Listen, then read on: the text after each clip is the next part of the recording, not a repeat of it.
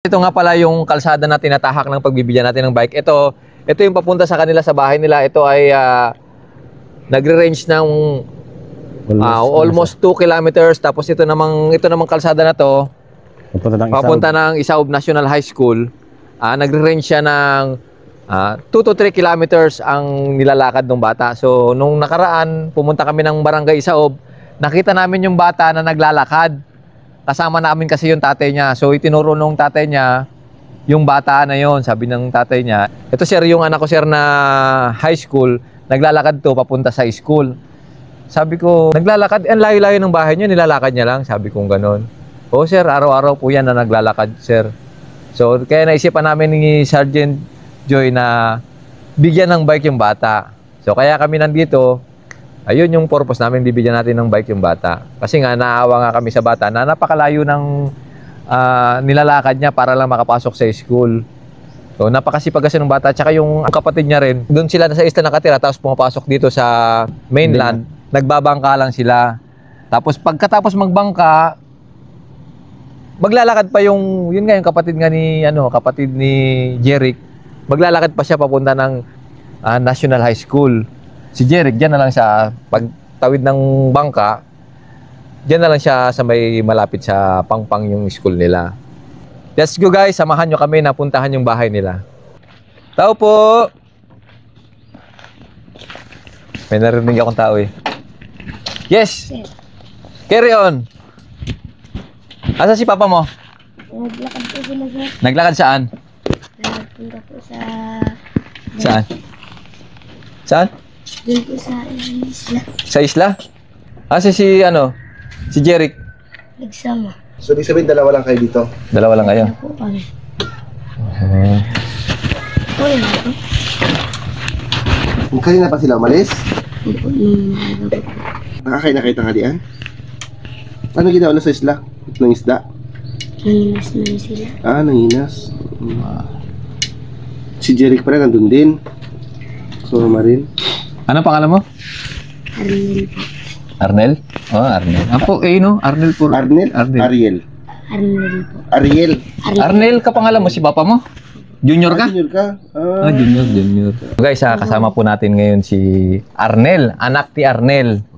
Ito yung sinasabi namin na bata na naglalakad mula dito sa kanila hanggang sa National High School. Anong year mo na ba? Anong grade ka na? Grade 7 po. Grade 7. So, first year high school. First year high school. First year So, lang po. ano? First year. First year high school siya kung tawagin sa nung araw, di ba? Ngayon grade 7. Grade 7 na siya. So ito yung nakita namin nung pumunta kami ng barangay, nakita namin to na naglalakad. Nasa loob mo kami, di ba? Nung pumunta kami sa barangay, di ba? Para kausapin nga si chairman na wag itong ipag-iba itong bahay nila. So nakita namin si Arnel, na anak ni Arnel, na napag-isipan namin ni Sergeant Joy na bigyan si Arnel ng regalo. Nung pagka naglalakad ka, mga ilang oras mo yung nilalakad simula dito, sir? Simula layo eh. So, halimbawa nag-alis ka dito ng alas 7 eh. Ano oras mo dito nakakalis pag umaga? Alas 6. Alas 6. So, ano sa nakakarating doon? Alas 7 sobra. Mga alas 7:30. So, isang oras kalahati. Isang oras kalahati ka naglalakad. Malayo din talaga. Malayo din talaga. Yung lakad mo na yun, ano yun siya, mabilis o ano lang, banjing lang? Mabilis na rin po. So, ibig sabihin, mabilis yung kanyang pacing. Pacing mabilis, oh. Malayo pa rin talaga kasi kasi isang oras kalahati yun na stroll. So, yun. Pagod din talaga na to sa tanghali, hindi ka na umuwi. Mayroon ka ng baon. Sa hapon na lang. Hapon. So, yun. Kaya nga naisipan namin ni Isan na bigyan ka ng regalo para makatulong naman sa pag-aaral. Sir. Kaya ka namin dito pinuntahan, Arnel. Tumutulong ka ba kay papa mo na mangisda? Opo. So, ibig sabihin, pagka walang pasok, natulong ka doon sa sa panganap buhay ninyo. Opo. So, ngayon hindi ka sumama kasi ikaw ang ako po yung nagbantay. So, pag Sabado-Linggo, kung hindi ka nagbabantay ng mga kapatid mo, sumasama ka dun sa isla para manguha ng mga Opo. ng inyong paninda. So ito, mayroon ako napansin dito, sir.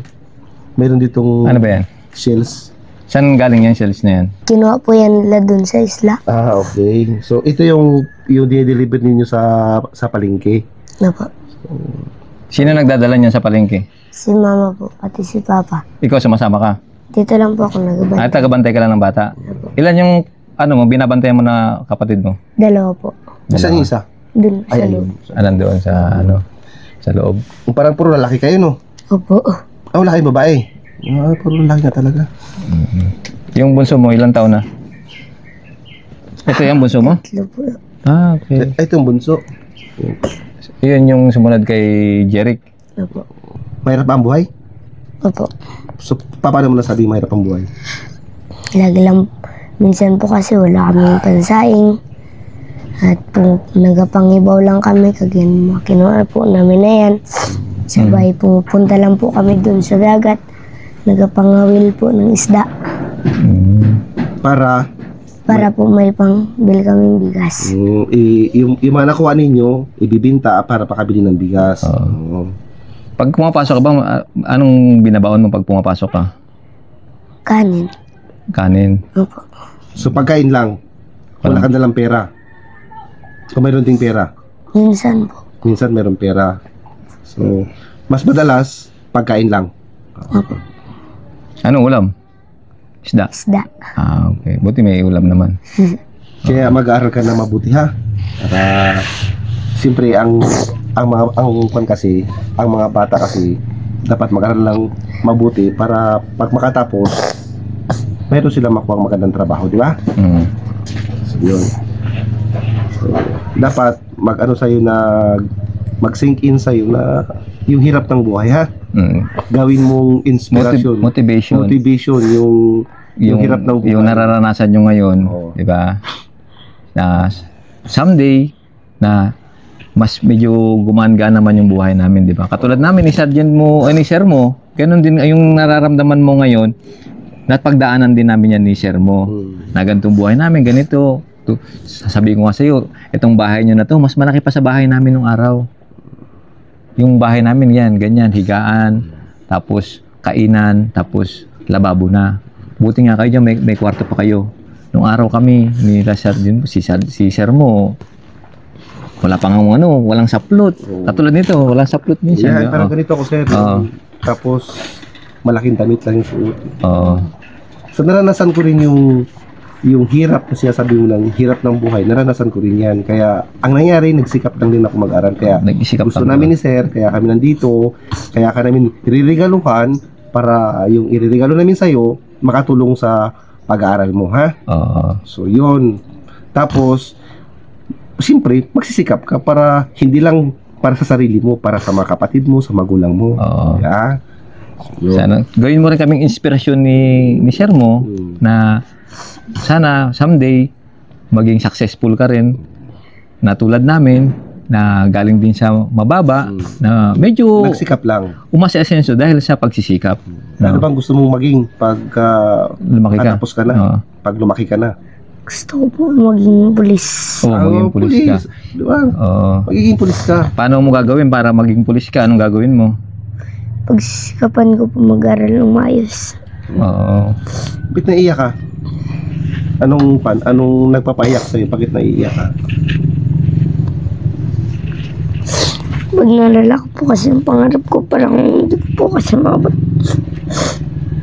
Ano parang? Parang hindi niya Parang hindi ko po mabot. Parang hindi mararating. Parang hindi mo mararating. Mararating mo yan. Mararating mo yan. Huwag kang mawawalan ng pag-asa. Si Pacman nga di ba? Ngayon mayaman na si Pacman, nagsimula lang rin siya sa pagtitinda ng pandesal, di ba? Wala rin siyang bahay, wala rin siyang nakikitira lang siya, di ba? So, nagsikap lang siya, ha? Huwag kang mawawalan ng pag-asa. Yung pangarap natin matutupad yan pag sinamahan natin ng pagsisikap. Ha? Ano naman yan hindi naman talaga madali yung ng pangarap, pagkuha ng pangarap, hindi talaga madali. Talagang dadaanan mo talaga yung hirap talaga. Magsasacrifice ka para marating mo yung gusto mong marating. Ano mo dapat mong gawin para marating mo yung pangarap mo? Unang-una, anong dapat mong gagawin? Mag-aral na lang po ako ng mayas. O mag-aral ka ng mabuti, di ba? Para kung makakuha ka man ng magandang grades, may mga scholarship na magbibigay sa iyo, magagaran sa iyo. Malilibre ka na ng tuition fee. O ang poproblemahin na lang ni mother mo, parents mo is yung pamasahe mo na lang. So, kung walang pamasahe, anong gagawin mo dapat? Anong gagawin mo? Magtitipid na lang po. Magtitipid. Tapos, kung may pagkakakitaan, di ba? Yun ang gagawin mo. Katulad kami ni Sir mo, ganun din kami.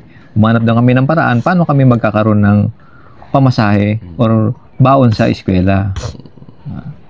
Ako nag-ROTC ako, Sergeant. Kumuha ako ng scholarship ng ROTC para meron akong may magsusupport sa akin. Na kahit papaano yung tuition fee ko, malibre kahit papaano, di ba? Tapos siyempre may mga allowance mabibigay sa atin nung araw. O yun ang ginagamit natin na pangdagdag din sa allowance natin. Kaya so natulog na yata tulog na. Natulog na. So ano, Arnel, excited ka na ba sa ibibigay sa iyo ni Sir na regalo? Di ilagay mo muna doon ano pangalan niyan? Si John Paul po. John Paul. Ilagay mo na doon si John Paul. Nakatulog na si John Paul. Yan. Ilagay mo muna dyan si John Paul. At tanggapin mo yung regalo namin, no? Ito yung kwarto nila. So dito ka muna, Arnel. So ito yung bibigyan namin sa iyo. Talagang matutuwa ka rito. Pagod ka na ba maglakad? Opo. Ha? Anong paraan para mapabilis yung paglalakad mo? Anong wish mo talaga na gusto mong magkaroon? Bike po. Ha? Bike. Gusto mo ng bike? Bakit bike? Ayaw mo ng motor? Nadala na po ako. Bike ang gusto mo. Pangarap mo bike. Kailan mo pa pinangarap na magkaroon ng bike? Nung elementary po ako. Elementary. Gusto mo magkaroon ng bike? So, kung matupad yung bike mo, anong magiging pakiramdam mo kapag nagkaroon ka ng bike ngayon? Masaya po. Masaya ka? Pag nagkaroon ka ng bike? Kung sasabihin ko sa iyo na magkakaroon ka ng bike ngayong araw na to, ha? Eto, ayan. Ano sabi mo? Di ba? Na magkakaroon ka ng bike. Eto, sa'yo, tayo ka, halika. Ano masasabi mo at nagkaroon? Ayan, sa'yo yan, bike na yan. Pangarap mo lang nung elementary ka. Ngayon, sa'yo na yan. Ano masasabi mo kay Sir? Maraming salamat po, Sir, sa ibinigay niyo sa aking bike. Kahit na tinulungan niyo na po kami. Noon, bumalik pa rin po kayo dito at tinulungan pa rin po kami ulit. Gusto namin talaga sa mga batang mga masisipag mag-aral. Kaya si kapatid mo si Jeric, pinatayo namin ng bahay. Kasi masipag mag-aral. Yun ang mga gusto namin na tinutulungan. Pursigido sa buhay. Di ba? Yan, sa'yo na yan. Masaya ka ba? Masaya ka? Opo. Ha? Maganda ba yung bike mo? Maganda po. Hindi ka na mapapagod maglakad, ha? Padyak na. Ingatan mo, ha? Opo. Ingatan mo ito para hanggang makatapos ka ng high school. Di ba? 7, 8, 9, 10, 11, 12. May 6 years ka pa. So dapat mapaabot mo to ng 6 years. Ha? Ingatan mo, ha? Tsaka magagamit pa to ni Jeric. Ni Jeric. Pag si Jeric, high school na rin, angkasa na kayo dito. Malamang si na lang siya, siguro anong tawag doon, magbo-boarding na siguro kasi parang college na rin yung 12 tsaka 11 tsaka 12, di ba? Pwede nga, angkas na rin kayo dito, pwede dito. Pag nagpakabot sila sa high school, angkasan sila. Angkasan sila. Step nut na lang ang lalagay, no? Step nut na lang. Masaya ka ba? Opo. Ha? Gusto mo subukan? Hindi na po. Subukan natin kung marunong ka ng bike. Marunong bike? Sige, subukan natin. Sige. Subukan natin kung marunong mag-bike si Jeric. Subukan ka doon. Subukan natin kung marunong mag-bike si Arnel pala, Arnel. Yan. Subukan natin sa baba. Kasi inaano ko rin, hindi ka rin marunong mag-bike eh. Nagdadalawang isip din kami ni Sir mo kung kung bibilang ka namin ng bike, baka hindi ka marunong mag-bike eh. Marunong ka? Sige nga, subukan natin. Sige. Yeah, subok. Ay, marunong. Good. Ayos. Dito kasi bako-bako eh. Oh. Sige, balik ka na. Jeric, marunong. Yan. Ano lang, bababaan lang natin yung upuan. Mataas yung upuan, bababaan natin. Sakto lang yung taas ng upuan? Sakto lang? Sakto lang man po. Sakto lang kasi pagka masyadong mababa, mahirap padyakan, di ba? Oops.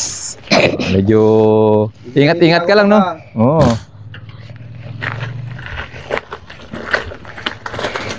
Yan, nadidibago pa si Jeric kasi si Arnel. Anong mahirap?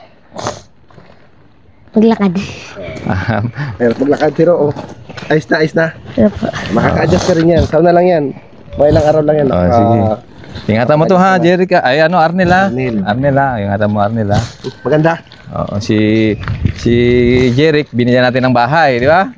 Para sa inyo na rin yon, di ba? Kasama ka na rin doon. So, pairamin mo rin si Jeric dyan ha. Minsan ha. Marunong na ba si Jeric mag-bike?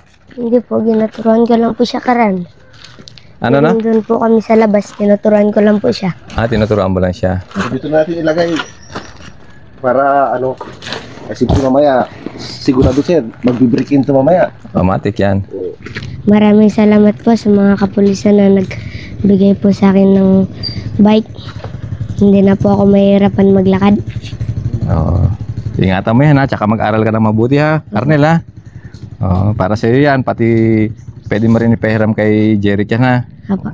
Sige. Tsaka mag-iingat ka rin ha. Ingat ka rin. Mag-iingat ka rin kasi baka mamaya hataw-hatawin mo. Kasi bago lang, no? Oo, tapos baka masimplang ka, mag-iingat ka ha. Siyempre kahit pa paano, delikado rin yan. Ha? Mag-iingat ka, baka mahulog ka. Huwag masyadong mabilis, di ba? Yes, sir. Oo. Sige. Okay ha? Sige. Okay. Welcome ha, welcome para sa iyo talaga yan ha. Deserve mo yan ha. Okay, sige. Kung nga patapusin do ang video nga dya, matamang salamat kanindong tanan. Bilang suporta ka naman, patigayon ka mag-subscribe sa mong YouTube channel, Jason Tesorero.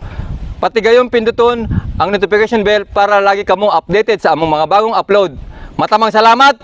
Upgrade!